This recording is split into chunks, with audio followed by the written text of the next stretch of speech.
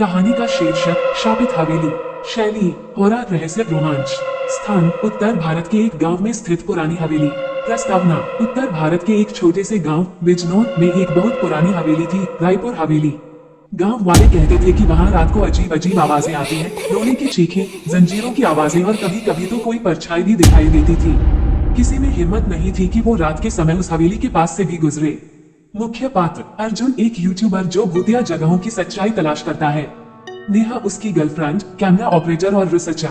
गांव का बूढ़ा बाबा जिसे हवेली का रहस्य पता है। चंद्रमुखी हवेली की आत्मा। कहानी की शुरुआत अर्जुन और नेहा को किसी ने रायपुर हवेली की कहानी सुनाई। अर्जुन ने तुरंत फैसला लिया कि अगला वीडियो उसी हवेली पर बनेगा।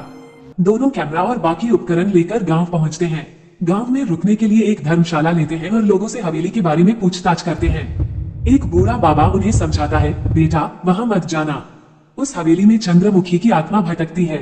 उसने अपने प्रेमी को वहां आत्महत्या करते देखा था और तब से वो किसी भी प्रेमी जोड़े को मार डालती है। अर्जुन और नेहा ये सब एक कहानी समझकर शाम को हवेली की ओर निकल पड़ते हैं। हवेली का पहला अनुभव। हवेली बहुत पुरानी और टूटी हुई थी। दरवाजा अपने आप खुलता है। अंदर हर कोने में धूल, मकड़ी के जाले और वीरांगी छाई थी। अर्जुन वीडियो रिकॉर्डिंग शुरू करता है और तभी अचानक एक जोरदार दरवाजा अपने आप बंद हो जाता है।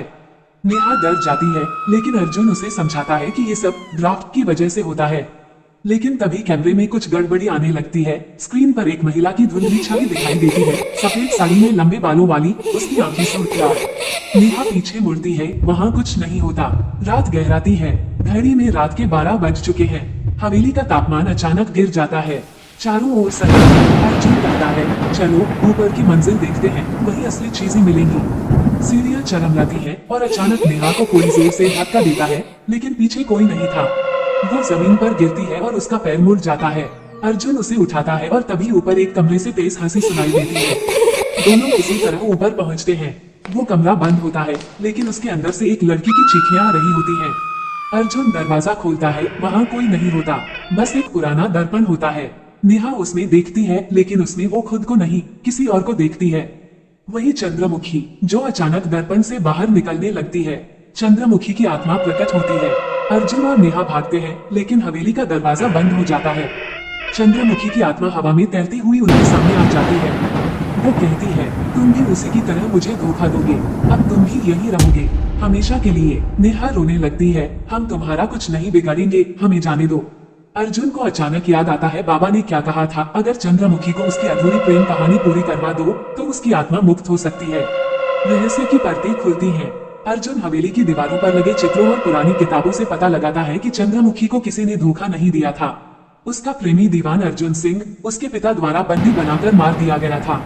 चंद्रमुखी को हमेशा यही लगा कि उसे धोखा दिया गया। अर्जुन दीवान अर्जुन सिंह की पुरानी समाधि को ढूंढकर वहां जाकर चंद्रमुखी को सच्चाई दिखाता है। उसका कहना था, तुम्हारा प्रेमी आज भी तुम्हारा इंतजार कर रहा है, लेकिन तुम गलतफहमी में जी रही हो। तुम आजाद हो सकती हो। मोक्ष और अंत। चंद्रमुखी की आत्मा कुछ देर के लिए शांत हो जाती है। वो दीवान की समाधि को देखती है और वहां रोते हुए बैठ जाती है। चारों ओर तेज रोशनी फैलती है और उसकी आत्मा हवा में घुल जाती है। हवेली की दीवारें हिलती हैं, लेकिन कुछ टूटता नहीं। हवेली शांत हो जाती है। अर्जुन और नेहा बाहर आते हैं, डर के साथ, लेकिन एक सुकून के साथ भी। अंतिम दृश्य। 2 महीने बाद अर्जुन और नेहा का वीडियो वायरल हो चुका होता है। लेकिन रात को जब नेहा बिस्तर पर सो रही होती है, कैमरे में फिर वही महिला दिखाई देती है, मुस्कुराती हुई, और कहती है, कहानी तो अब शुरू हुई है, समाप्त। अगर आप चाहें तो इस कहानी का अगला भाग या इसका फिल्मी स्क्रिप्ट वर्जन भी मैं तैयार कर सकता हूँ। Please write scene by scene images.